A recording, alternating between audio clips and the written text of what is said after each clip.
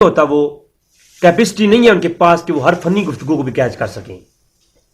تو اس لیے میں بالکل مختصراً گفتگو اور بالکل جو ہے سادہ لفظوں میں انشاءاللہ گفتگو کروں گا. اب علم کے معنی میں لغت کے اصطلاحی اور لغوی معنی ایک طویل گفتگو ہے اس پہ. اسی طرح بعض نے یہ کہا کہ ہم علم کے معنی کرنے سے قاصر ہیں، وہ ایک الگ موضوع ہے انشاءاللہ. کہ کئی بھائیوں نے کہا تو پھر لفظ علم پر الگ سے پھر 1 گھنٹے کی گفتگو ہو جائے گی، لفظ علم پر صرف، اور پھر علم کی اقسام، پھر اسی طرح غیب کی بھی الگ قسمیں ہیں، اور غیب کے تو الگ معنی علماء نے بیان کیے، اس پہ تفسیر ایک طویل جو ہے نا گفتگو ہے. آج گفتگو کا جو موضوع اور منظر ہے وہ یہ ہے کہ سب سے پہلے علم الغیب کہتے کسے ہیں. لفظ علم الگ لفظ ہے اور غیب الگ لفظ ہے. علم کسی چیز کے جاننے کو علم کہتے ہیں. میں اب جو وہ تمام گھنٹے کی گفتگو تھی نا پچھلے میرے چینل پر، اس کا مفہوم میں بیان کرنے لگا ہوں. کسی چیز کے بارے میں جاننا، اس کے بارے میں معرفت حاصل کرنا اور اس کے اندر گہرائیوں تک چلے جانا، یہ علم کہلاتا ہے. اس چیز کے بارے میں آپ ایک سطح سمندر کے اوپر کھڑے ہیں تو آپ کا علم اس پر محدود ہے کہ یہ سمندر ہے اور یہ سطح اس کے اوپر والی ہے. اب یہ آپ کا علم الظنی ہے، اس کے بارے میں حقیقت نہیں ہے آپ کو معلوم. آپ اس سمندر کے اندر جاتے ہیں، اندر جا کے دیکھتے ہیں اندر کیا کیا ہے، تو آپ اس سمندر کے بارے میں آپ کو علم الحقیقی معلوم ہو گیا. یعنی آپ مکمل اس کے بارے میں جامع علم الیقین آپ رکھتے ہیں. اب تو کسی چیز کے بارے میں جاننے کو علم کہتے ہیں، اور ہر وہ چیز کے بارے میں جاننا، ہر اس چیز کا علم ہو جانا، ہر اس چیز کے بارے میں جاننا جو آپ کی نظروں سے یا عام لوگوں کی نظر سے چھپی ہوئی ہے، اس کو غیب کہیں گے. یہ میں نے سادہ لفظوں میں بیان کیا ہے. ہاں اگر کوئی اس پہ کہے گا جی علماء کی دلائل پیش کریں تو الحمدللہ میں نے کہا کہ پہلے میری گھنٹے کی ایپیسوڈ اس پر مشتمل ہے. تو یہ علم الغیب آسان لفظوں میں علم کہتے ہیں کسی چیز کی جاننے کو، اور کسی چھپی ہوئی چیز کے بارے میں جاننے کو غیب کہیں گے. تو یہ علم الغیب ہے. اور اس کی اب قرآن کریم میں اللہ تبارک تعالیٰ نے اپنے متعلق اپنی شان اور اپنی صفت خاص کا اعلان فرمایا. جا بجا بے شمار آیات کریمہ ہیں، انشاءاللہ تبارک تعالیٰ ایک الگ سی کلپ اس پہ لے آؤں گا. اللہ تبارک و تعالیٰ نے ارشاد فرمایا، اعوذ باللہ من الشیطان الرجیم، بسم اللہ الرحمن الرحیم. 7واں پارے کے آغاز میں رب تعالیٰ ارشاد فرماتا ہے، فَعِندَهُ مَفَاتِحُ الْغَيْبِ لَا يَعْلَمُهَا إِلَّا هُ. فَعِندَهُ مَفَاتِحُ الْغَيْبِ، اور اللہ ہی کے نزدیک ہیں، اللہ ہی کے پاس ہیں مفاتیح الغیب، لا یعلمها، اور اللہ کے سوا کوئی نہیں جانتا، الا ہو، سوائے اس کے. اب اس آیت پر جو طویل گفتگو پہلے بھی ہو چکی لیکن میں مختصراً یہاں بیان کروں گا، جو ایک ہی نقطہ ہے کہ اللہ نے یہ کیوں بیان فرمایا کہ میرے پاس غیب کے خزانوں کی چابیاں ہیں. یا تو اللہ کے خزانے ہوں اور اللہ تبارک تعالیٰ اس کے تالا لگا کر رکھے اور پھر اس کو کھولے اور اس میں سے کچھ چیز معلوم کرے اور پھر اس کو بند کر دے، تو پھر تو یہ مانا جا سکتا ہے کہ اللہ تبارک تعالیٰ کو کیا چابیوں کی ضرورت ہے. اللہ کی وہ ذات ہے جو ان چیزوں سے پاک ہے، بند کرنے سے پاک ہے، کھولنے سے پاک ہے، دروازوں سے پاک ہے، لاک کرنے سے پاک ہے، لاک کھولنے سے پاک ہے. جب اللہ کی ذات خزانوں کی چابیاں بنانے سے ہی پاک ہے اور چابیاں رکھنے سے ہی پاک ہے، چابی تب رکھی جاتی ہے جب اس کی حفاظت نہ کی جا سکے، اور چابی بنائی اس لیے جاتی ہے کہ یا پھر اس چیز کو، اس خزانے کو کسی اور کے حوالے کرنا ہو. میں اس پہ آلریڈی بڑی گفتگو کی الحمدللہ، زیادہ گفتگو نہیں کروں گا، اشارہ دے کے جا رہا ہوں. چابی اس لیے ہوتی ہے بندے اپنے کے لیے نہیں ہوتی، اس لیے ہوتی ہے کہ چابی کسی خزانے کو لگاؤ یا تو چوری کرنے کا خطرہ ہو. ایک تو یہ ایک چیز یہ ہے، میرا خزانہ ہے، چوری ہو جائے گا تو میں تالا لگا کے چابی رکھوں گا. دوسری چیز یہ ہے کہ میں نے اس کی وراثت کسی کو دینی ہے، تھوڑی ہی دینی ہے، زیادہ نہیں دینی، لیکن تھوڑی ہی دینی ہے. تھوڑا دینا ضرور ہے، تبھی اس کھولنے کی ضرورت ہے، اور کھولنے کی چابی ضرورت پڑے گی، اور چابی کسی کو عطا کرنی ہے. اب بخاری اور مسلم کی روایات پہ گفتگو ہو چکی کہ اللہ فرماتا ہے غیب خزانے جب یہ میرے پاس ہے، اور اللہ کے رسول نے فرمایا کہ اللہ نے مجھے تمام زمینوں اور آسمانوں کے خزانوں کی چابیاں عطا کر دی ہیں، بخاری اور مسلم کی روایات. تو ایک الگ موضوع ہے، میں صرف اشارہ کر رہا ہوں کہ اللہ نے اپنی شان بیان فرمائی کہ میرے ہی پاس ہیں غیب خزانوں کی چابیاں اور کوئی نہیں جانتا. یہ اللہ کی شان حقیقی اور علم الذاتی کی قسم ہے. اسے کہتے ہیں اللہ کا ذاتی علم. اب اس پہ آگے جا کے مثالیں دوں گا، اور انشاءاللہ تبارک تعالیٰ گفتگو ایسی ہوگی کہ آج کے ایک نئے اعتبار سے جواب طلبگار ہوں۔ ہاں، میں اکثر کہا کرتا ہوں کاش اس تحقیقی راستے میں جو مجھے لوگ میرے راستے میں آتے ہیں، مجھے دھمکیاں دیتے ہیں یا اس طرح کی، تو میں اس راستے میں مر گیا نا اگر، تو میرے لیے خوش قسمتی سی اور چیز کیا ہے، میں بندے فقیر کے پاس اور ہے ہی کیا؟ ساری زندگی تو میں نے کوئی جو ہے نہ میں نے کوئی تبلیغیں کی ہیں، نہ میں نے کوئی عبادتیں کی ہیں، نہ ریاضتیں کی ہیں۔ اگر دین کے نام پہ اس دنیا سے چلا جاؤں اور اس دین کے نام پہ تکلیف ملتی ہے نا، تو اس کی لذت بھی اپنی ہے، اور میرے لیے کوئی پہلی بات بھی نہیں ہے۔ سب لوگ جانتے ہیں مجھے، جو سنتے ہیں مجھے، جو پرسنل طور پر جانتے ہیں، میں سن 2011 سے اس معاملے میں کئی تکلیفیں اٹھائی ہیں، تو یہ میں خوشی سمجھتا ہوں، وہ میرے لیے تکلیف نہیں ہوتی۔ تو انشاءاللہ آج بھی علمی گفتگو ہوگی، جواب علمی دیں۔ میں ہمیشہ کہا کرتا ہوں پاؤں میں بیڑیاں ڈال سکتے ہیں، قتل کرنے کی دھمکیاں دے سکتے ہیں، مگر میدان علم میں نہ خنجر اٹھے گا نہ تلوار کسی سے، یہ بازو ہمارے آزمائے ہوئے ہیں۔ تو بات ہو رہی تھی، یہ اللہ کی ذاتی صفت ہے، اور اللہ کی ذاتی صفت کے اوپر بے شمار کلام ہو سکتا ہے کہ اللہ کی بے شمار ذاتی صفات ہیں جو اللہ تبارک و تعالیٰ نے اپنے لیے ارشاد فرمائی اور پھر اپنے انبیاء کے لیے بھی ارشاد فرمائی، اپنے بندوں کے لیے بھی بیان فرمائی۔ میں آگے طرح کے مثالیں بھی دوں گا۔ تو یہ اللہ کی ذاتی صفت ہے۔ اللہ فرماتا ہے کہ لا یعلمھا، اللہ اور کوئی نہیں جانتا، اور اسی طرح اپنی ذاتی صفت کا اقرار صرف اپنے سے نہیں کروایا، ہمیشہ اللہ اپنے توحید کا اقرار اپنے محبوب کی زبان سے ادا کرواتا رہا۔ اللہ یہ بھی کہہ سکتا تھا کہ میں ایک ہوں، میں اکیلا ہوں، میرا نہ کوئی بیٹا ہے نہ میں کسی سے جنا ہوں، خود بھی کہہ سکتا تھا، لیکن فرمایا نہیں محبوب کل تو کہہ دے هو اللہ احد، اللہ ایک ہے۔ کہتے محبوب تو اعلان فرما میری توحید کا۔ اسی طرح پھر یہ بھی فرمایا محبوب، پہلے انبیاء نے بتایا کہ جو کچھ پیٹوں میں ہے، سورہ آل عمران کی آیت نمبر 49 میں، اس طرف جانا نہیں چاہتا۔ حضرت عیسیٰ علیہ السلام نے بتایا کہ تمہارے پیٹوں میں کیا ہے اور تم جو کچھ گھروں میں پکا کے رکھ کے آئے ہو اس کا علم مجھے ہے۔ تو پہلے انبیاء نے غیب کی باتوں بتائیں تو لوگوں نے خدا سمجھ لیا، ان کی شان میں غلو کیا۔ تو محبوب تو اعلان کر کہ لا عالم الغیب، میں غیب نہیں جانتا، اگر غیب جانتا ہوتا تو میں بہت سارے خیر اکٹھی کر لیتا۔ اب یہ اللہ کی ذاتی جو ہے نا صفت، رب تعالیٰ کی ذاتی صفات کا بیان ہے کہ اللہ تبارک تعالیٰ اپنی صفت ذاتی علم الغیب کو بیان کر رہا ہے محبوب کی زبان سے۔ اب اس کا ہرگز یہ تعویل نہیں ہوگی کہ حضور کو کچھ بھی عطا نہیں کیا گیا۔ پھر اس آیت کو پورا دیکھ لیں، اس آیت میں اللہ فرماتا ہے اے نبی تو کہہ دے اگر تو غیب جانتا ہوتا تو بہت ساری خیر حاصل کر لیتا۔ اب یہ آیتیں پڑھوں اور اس پہ مکمل گفتگو اور مفسرین کی رائیں پیش کروں تو بہت طویل یہ گفتگو ہوگی، یہ 5-7 گھنٹے کی گفتگو بنتی ہے، لیکن میں مختصراً اس کو سمیٹ رہا ہوں اشارہ کر کے۔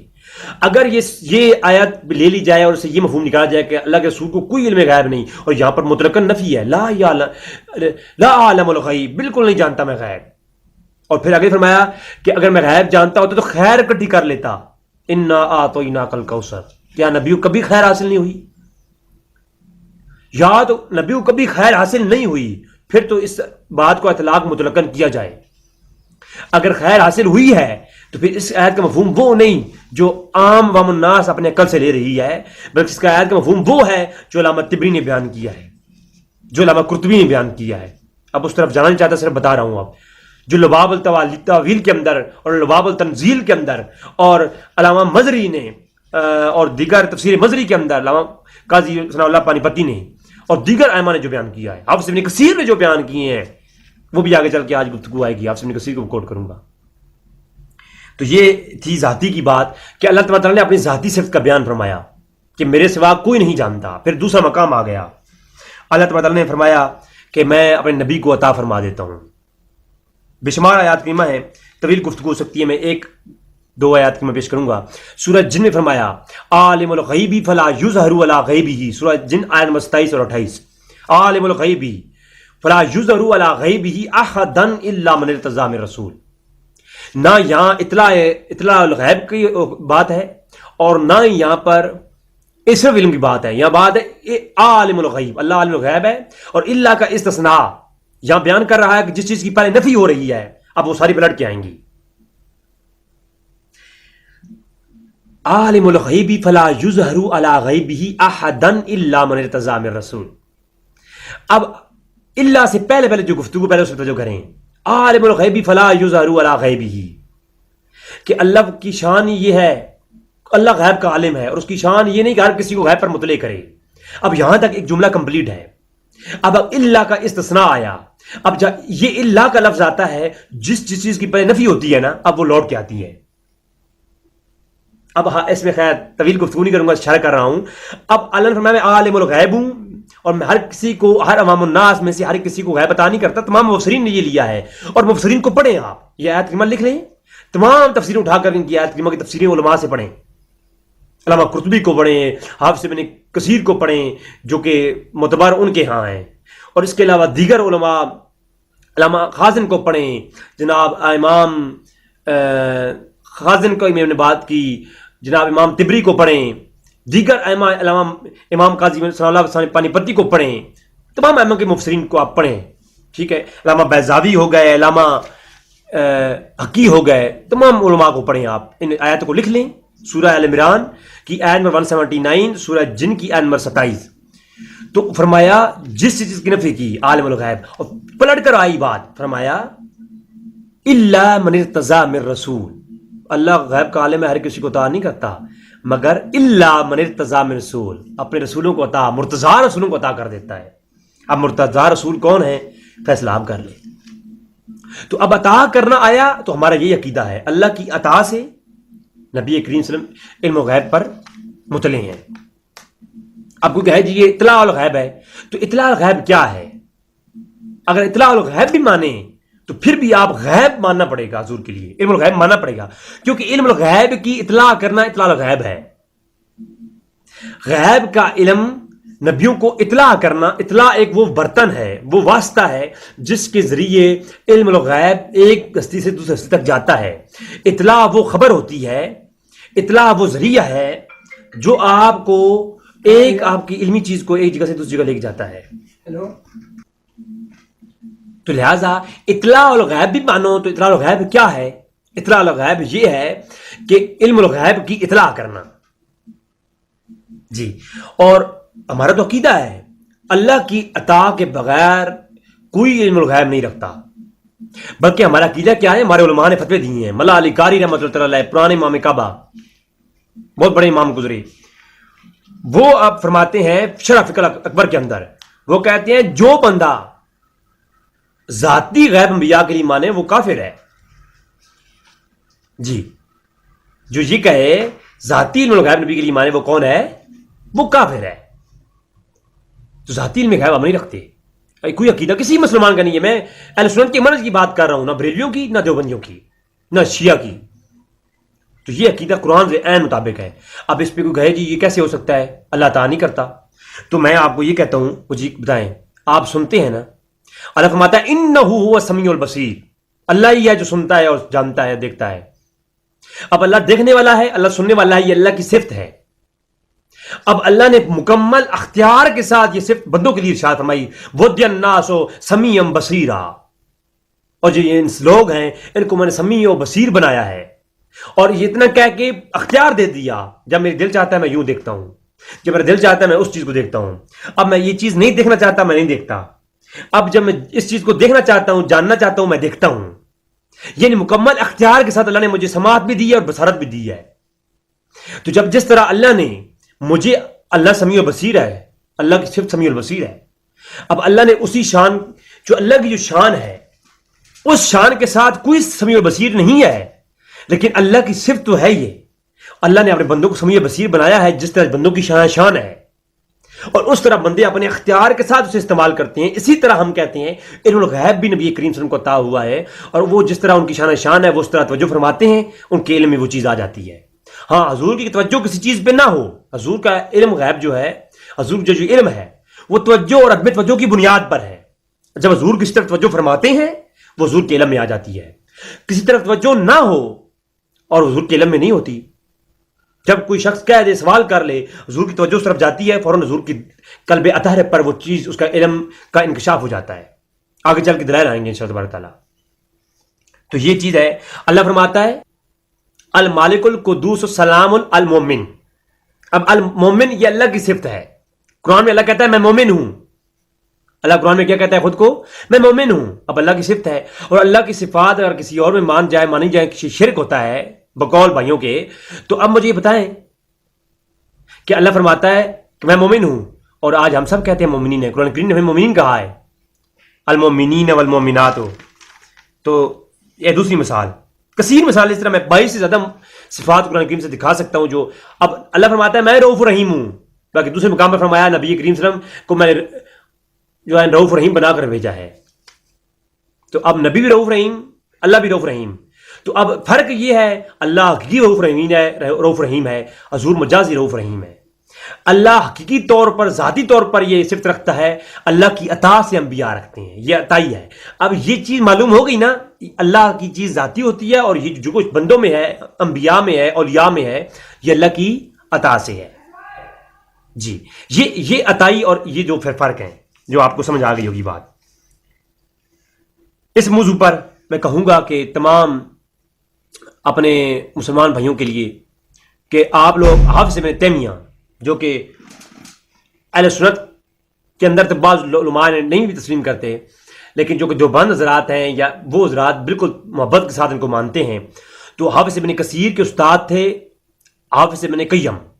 حافظ ابن کثیر 774 ہجری میں گزرے، حافظ ابن قیم 751 ہجری میں گزرے، اور ان کے استاد تھے حافظ ابن تیمیہ، وہ 727 ہجری میں گزرے. انہوں نے پوری کتاب لکھی النبوہ، اور النبوہ کتاب ساری کی ساری اس حضور کے علم غیب کے اوپر کی گئی ہے کہ نبی ہوتا ہی وہ ہے جو غیب جانتا ہو، اور نبوت کے لفظ کے اوپر بندے نے پوری کتاب لکھ دی.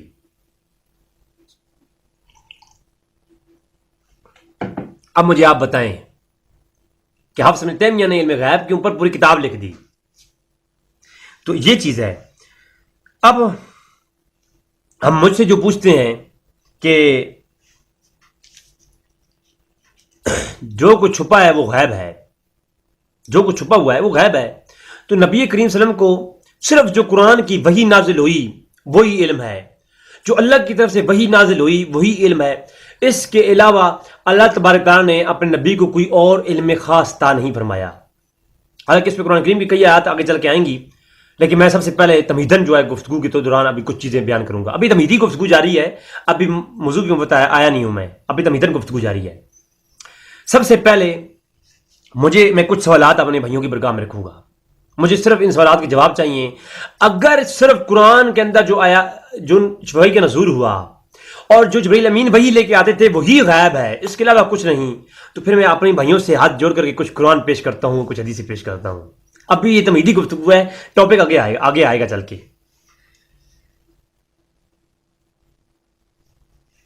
اب اللہ کی شریعت ہے کہ اللہ کا نبی جو ہوتا ہے وہ کبھی ایسا نہیں ہوتا کہ کوئی عمل اپنے آپ سے کرے، بلکہ میں تو یہ کہتا ہوں کہ اللہ کا نبی کی شان یہ ہوتی ہے، اعلان نبوت سے پہلے بھی نبی کے اندر ایسی کوئی چیز نہیں ہوتی کہ جس کو بعض کے لوگ ہائی لائٹ کریں اور کہیں کہ نبی کی یہ خامی تھی. تو ناظرین، میں بتا رہا تھا کہ نبی جو ہوتا ہے کبھی ایسا نہیں ہوتا اس کو کوئی عمل دور جاہلیت میں بھی کہ وہ کوئی عمل ایسا کرے جو اللہ کے جو ہے حکم کے بغیر ہو. وما ينطق عن الهوى، اے محبوب تو جو کچھ بھی کرتا ہے، تو جو کچھ بولتا ہے وہ اللہ کی طرف سے ہے. یعنی نبی کا کوئی عمل بھی اللہ کے حکم کے آگے پیچھے نہیں ہوتا. یہ بات یاد رکھیے. اب ایک چند سوالات اور بھائیوں سے کرنا چاہوں گا. میں تمہیدن گفتگو کر چکا کہ اللہ کا علم کیا ہے اور اللہ کے رسول کا علم کیا ہے. اب آتا ہوں تھوڑا تمہیدن گفتگو کی اس طرف کہ کچھ سوالات جو ہمارے بھائیوں سے کرنا چاہتا ہوں اس کے جوابات مجھے چاہیے. جی، سب سے پہلی بات کہ نبی جب کہ اللہ کے کسی حکم سے ہٹ کے کوئی عمل کرتا ہی نہیں ہے. اور آپ دیکھیں جب نبی کریم صلی اللہ علیہ وسلم نے اعلان فرمایا کہ کیا تم اس بات کی گواہی دیتے ہو کہ میں صادق اور امین ہوں؟ کیا میں تمہیں کہوں کہ اس پہاڑ کے پیچھے سے ایک لشکر آ رہا ہے؟ جب یہ آپ سب لوگ جانتے ہیں اس روایت کو، تو مجھے ایک بات بتائیں. اس وقت ان لوگوں نے کہا کہ دلیل دیں آپ کہ آپ نبی ہیں. تو قرآن کریم میں اللہ تبارک تعالیٰ نے ارشاد فرمایا، میں آپ کے سامنے سکین لگا دوں گا. اللہ نے ارشاد فرمایا محبوب اگر دلیل کے طور پر مانگتے ہیں نا، تم یہ کہو کہ میں نے تم میں 40 سال کی زندگی گزاری ہے، میری زندگی میں تم کوئی ایک کجی دکھا دو. یعنی اعلان نبوت سے پہلے ایک زندگی دلیل کے طور پر حضور نے پیش کی ہے. اب یعنی اعلان نبوت سے پہلے پہلے کی جو زندگی ہے حضور نے وہ دلیل بنا کر کافروں کو دی کہ یہ میری زندگی تمہارے سامنے ہے، اس میں کوئی گناہ کوئی ایسا کجی دکھا دو، اگر کجی پا لو بتا دو تو پھر نہ مانو مجھے نبی، اگر کوئی غلطی نہیں دیکھتے 40 سال کی عمر تمہارے سامنے ہے تو پھر جو ہے مان لو کہ میں اللہ کا نبی ہوں۔ یہ دلیل طور پر اپنی زندگی پیش کی حضور نے۔ آگے چل کے اب میں آپ سے سوال کرنا چاہتا ہوں، پہلا سوال کہ شراب کی حرمت اسلام کے اندر بعد میں نازل ہوئی۔ اب یہ میں سوال کرنا چاہتا ہوں تمام بھائیوں سے جو یہ کہتے ہیں کہ اللہ کے سوا کوئی غیب نہیں جانتا اور اللہ کی کوئی ایسی وحی نہیں جو قرآن کے بغیر نبی کو علم عطا کیا جائے۔ اب میرا موقف یہ ہے کہ اللہ تبارک و تعالیٰ قرآن کے علاوہ ایک وحی مطلوع ہوتی ہے، وحی جلی جو قرآن کی صورت میں نازل ہوتی ہے، ایک اس کے علاوہ وحی ہے جو تبارک تعالیٰ وحی مخفی جسے کہتے ہیں، جو اللہ تبارک تعالیٰ جو ہے قرآن کا حصہ وہ نہیں بنتی لیکن اللہ تبارک تعالیٰ نبی کو گائیڈ کرتا رہتا ہے، وہی الہام کے ذریعے ہوتی ہے۔ وہی کی بہت اقسام ہے، آگے چل کے رد قادیانیت میری گفتگو آئے گی تو اس کے اوپر وہی کے متعلق ختم بہت بڑی بات وہ ہو جائے گی انشاءاللہ تبارک تعالیٰ۔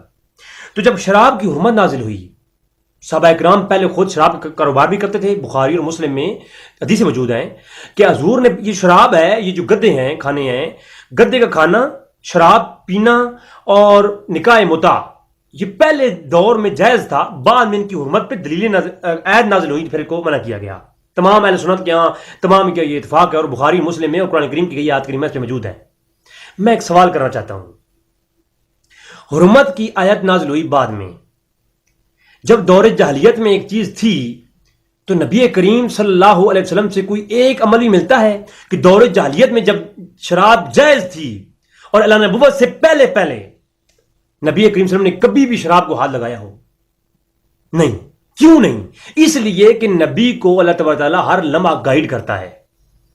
اعلان نبوت حضور نے بعد میں کیا، شراب پہلے بھی جو ہے لوگ پیتے تھے لیکن حضور نے کبھی ہاتھ کو ہاتھ نہیں لگایا، نبی کی یہ شان نہیں ہوتی۔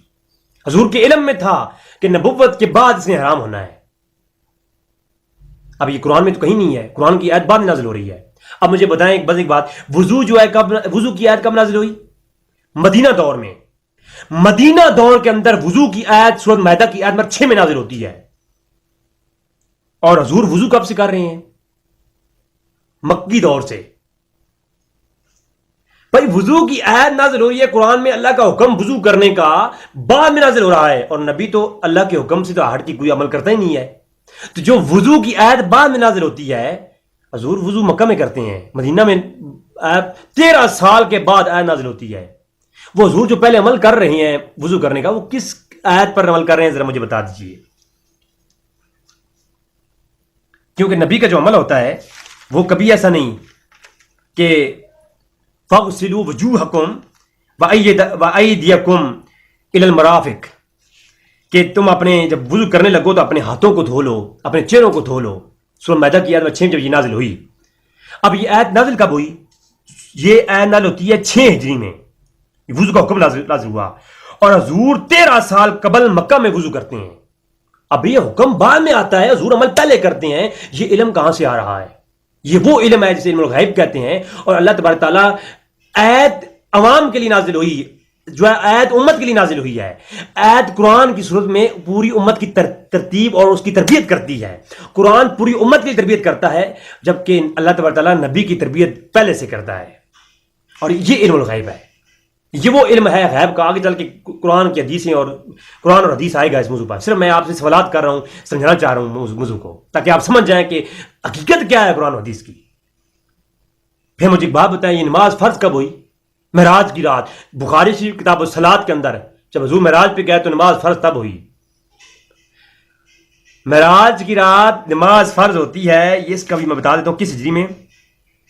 یہ اعلان نبوت کے بعد جو ہے مدنی دور کے اندر، یہ جو بعد میں جو معراج کی رات حضور پر جو ہے نا یہ آئی، اور حضور نماز 13 سال پہلے اعلان نبوت کے فوراً بعد حضور نے نماز پڑھنا شروع کی۔ مجھے ہاتھ جوڑ کے عرض کرتا ہوں، ٹھیک ہے، نماز فرض ہوتی ہے بعد میں، اور حضور پہلے جو ہے مدینہ مکہ کے اندر سین کعبہ میں کھڑے ہو کر نماز پڑھتے ہیں۔ یہ کس آیت پہ عمل کر رہے ہیں؟ صرف جو قرآن میں نازل ہوا وہی حضور کو علم ہے، اس کے علاوہ نہیں۔ تو مجھے اس کا جواب دیجیے، خدا کے لیے اہل سنت کے منہج کو اپنائیے۔ نہ کہ اپنے من گھڑت ایک آیت پڑھ لی بس ہم تو حافظ القرآن ہیں، ہم تو علامہ ہیں. لہذا اس طرح توجہ کیجیے. اس پر کافی جو ہے نا صحیح بخاری کے اندر حدیث نمبر 3014 ہے، جلد نمبر 3. آقا سین کعبہ میں نماز پڑھ رہے تھے جب کافروں نے اوپر بوجھ رکھ دیا. تو کافروں نے بوجھ رکھا تو حضور کعبۃ اللہ میں نماز پڑھ رہے تھے، جبکہ نماز فرض ہوتی ہے 6 سال کے بعد. فرض ابھی ہوئی نہیں، حضور پہلے پڑھ رہے ہیں. وضو ابھی آیت بعد میں آتی ہے، وضو پہلے کر رہے ہیں، کیونکہ نبی کو علم ہوتا ہے کہ یہ بعد میں یہ چیز شریعت کے طور پر نازل ہونی ہے. اگر ایسا نہ ہوتا تو پھر نبی کئی ایسے عمل کرتے جو شریعت میں جائز ہوتے. کئی نبی ایسے عمل کرتے، لیکن نبی وہ عمل نہیں کرتے جو شریعت میں بعد میں ناجائز ہو جانے ہیں. اگر وہ جائز ہو جاتے اور پھر کفار تو یہ نہ دیتے کہ پہلے آپ یہ عمل کرتے رہے ہیں، اب آپ نے شریعت میں ناجائز کر دی ہیں. جی اب حج کا فرض ہوا. حج فرض ہوا 6 ہجری میں کے بعد، اور ہجرت کے بعد ان 6 ہجری میں حج فرض ہوا. مکہ کے زمانے میں حضور حج کیا کرتے تھے. بخاری کی روایت ہے کتاب الحج کے اندر 1581 نمبر.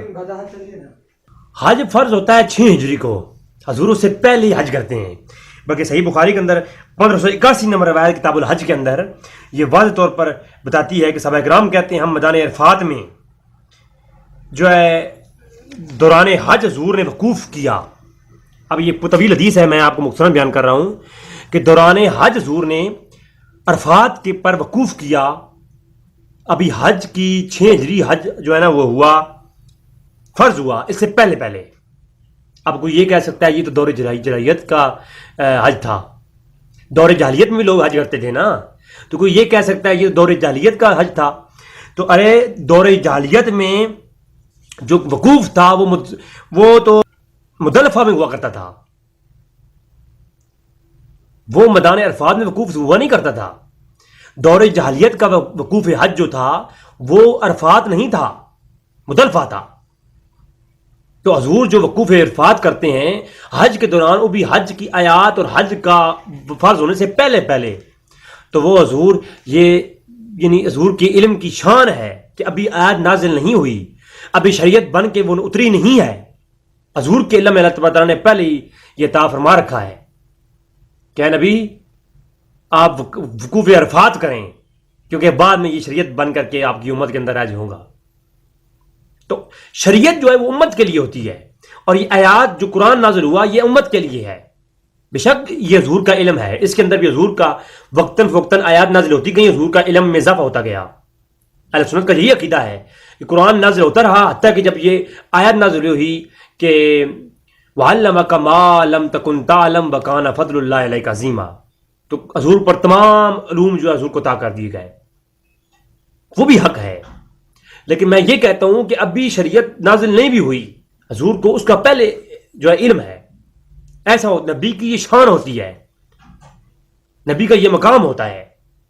ایسے نہیں کہ نبی پہلے زمانے میں دور جاہلیت کے کاموں کو اپنا لے اور بعد میں جب نبوت عطا ہو اور نبوت کا اعلان کرے. نبی نبوت تو پہلے کی ہوتی ہے نا، اعلان کرنا ہوتا ہے. تو جب نبی اعلان کرے نبوت کا اور پھر وہ دور جاہلیت کے نظام کو ترک کرے، ایسا نہیں ہوتا. نبی ہوتا ہی ہو جو پیدائشی پیدا ہو تو وہ سراپا شریعت ہو. جی تو 15 سال فرض حج ہونے سے 15 سال پہلے حضور جو ہے وہ وقوف عرفات کرتے ہیں، اور وقوف عرفات کا جو شرعی حکم ہے وہ بعد میں نازل ہوتا ہے. تو مجھے اس بارے میں سمجھائیں نا، کون سی آیات پر نبی عمل کر رہا ہے، کون سے احکام جو نازل حضور پہ ہوئی ہیں اس پہ نبی عمل کر رہا ہے. ابھی اللہ نے نبوت کیا ہے، ابھی قرآن کی آیات نازل نہیں ہوئی، ابھی فرائض ہونا وجوب ہونا لازم نہیں آیا، ابھی نبی عمل کر رہا ہے، اس کا کوئی ثبوت ہے نہیں. تو کیا نبی اللہ کے حکم کے بغیر کسی چیز پہ عمل کر سکتا ہے؟ کبھی نہیں کر سکتا. نبی اللہ کی اطاعت کرتا ہے ہر لمحہ ہر گھڑی، اور خصوصاً اعلان نبوت کے بعد. اچھا پھر پوری دنیا کا اتفاق ہے بیت المقدس پہلا جو قبلہ ہے، پھر اس پہ پوری تمام امت کا اس پہ اتفاق ہے کہ پہلا جو قبلہ تھا وہ بیت المقدس تھا. پھر جب سورہ بقرہ کی آیت نمبر 144 نازل ہوئی، قد نرا تقلب وجهك في السماء ولنولینک قبلۃ ترضیٰ، جب وَلَنُوَلِّيَنَّكَ قِبْلَةً تَرْضَاهَا جب یہ آیت نازل ہوئی تب پہلے قبلے سے ہٹا کر کے دوسرے قبلے کی طرف حضور کی رضا پر یہ تعویل قبلہ ہوئی، قبلے کو چینج کیا گیا، بیت المقدس کی طرف سے رخ ہٹا کر کے حضور نے کعبۃ اللہ کی طرف کیا. یہ پہلی آیات نازل ہوئی. تو میں یہ کہتا ہوں بڑی محبت کے ساتھ کہ بخاری شریف کتاب الصلاۃ میں 390 نمبر روایت ہے کہ ہجرت مدینہ کے بعد 16 ماہ تک بیت المقدس کی طرف حضور منہ کر کے نماز پڑھتے رہے. تو ناظرین ابھی آپ خود دیکھیں کہ کعبۃ اللہ جو قبلہ بنا ہے اس سے پہلے بیت المقدس کی طرف جو ہے رخ کر کے نماز پڑھنا یہ کس جگہ کا حکم ہے؟ کون سی آیت میں یہ حکم نازل ہوا تھا کہ حضور پہلا قبلہ جو نماز کے لیے حضور نے منتخب کیا وہ کون سی آیت پر عمل تھا؟ مجھے بتائیں نا. 16 ماہ جو حضور بیت المقدس کی طرف منہ کر کے قبلہ بنا کر کے نماز پڑھتے رہے ہیں، قرآن میں آیت ہے؟ نہیں. قرآن میں صرف ایک ہی قبلے کے متعلق آیت ہے کہ بیت المقدس کی طرف سے رخ ہٹائیں اور ادھر اپنی تیری رضا یہ ہے تو قبلہ چینج کر دیتے ہیں. تو نبی کی رضا کے اوپر یہ قبلہ چینج کیا گیا، لیکن پہلے جو قبلہ تھا وہ کسی شریعت میں کسی جگہ پہ وہ اس کا حکم نہیں آیا. تو نماز فرض ہونے کے بعد بھی بیت المقدس کی طرف منہ کر کے نماز کا پڑھنا کس آیت کے اوپر نبی کا عمل تھا؟ یہ حضور کا وہ علم ہے جو اللہ تبارک تعالیٰ ڈائریکٹ اپنے نبی کو عطا فرماتا ہے. اس پہ کافی کلام کیا جا سکتا ہے. میں تمہیدن یہ چیزیں آپ کو پیش کی تاکہ آپ کے ذہن میں یہ بات بیٹھ جائے کہ اسی طرح کے اور یہ ایک علوم ہے اللہ تبارک تعالیٰ جو نبیوں کو عطا فرماتا ہے جو شریعت کا حصہ نہیں ہوتے، لیکن ہر چیز کا علم نبی کو عطا کر دیتا ہے اللہ تبارک تعالیٰ. ابھی کمال کا شریعت میں نزول کا ان کا ہونا بعد میں آتا ہے، نبی خود بخود پر اس پہ عمل کرتا ہے. یہ کیسے ممکن ہے؟ جی آتے ہیں اپنے ٹاپک کی طرف. اب آتے ہیں دلائل کی طرف. سب سے پہلے میں نے آپ کو بتایا کہ اللہ کا ذاتی علم ہے، اور مولا علی قاری نے فتویٰ دیا کہ جو اللہ کے ذاتی علم کہ جیسا کسی اور کے لیے علم مانے وہ کافر ہے. ٹھیک ہے، اللہ کی عطا سے نبی غیب جانتے ہیں، یہ عقیدہ رکھنا ہے، اور یہی عقیدہ ہمارے اسلاف کا رہا ہے اور یہی ہے. تو سب سے پہلے آپ کے سامنے پیش کرتا ہوں، اس کے اندر یہ اعلان ہوا وَلَا يُحِيطُونَ بِشَيْءٍ مِّنْ عِلْمِهِ إِلَّا بِمَا شَاءَ.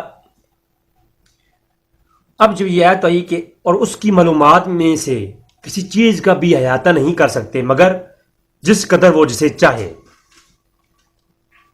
سورہ آیت الکرسی کے اندر یہ حکم ہوا کہ اللہ کی جو علم ہے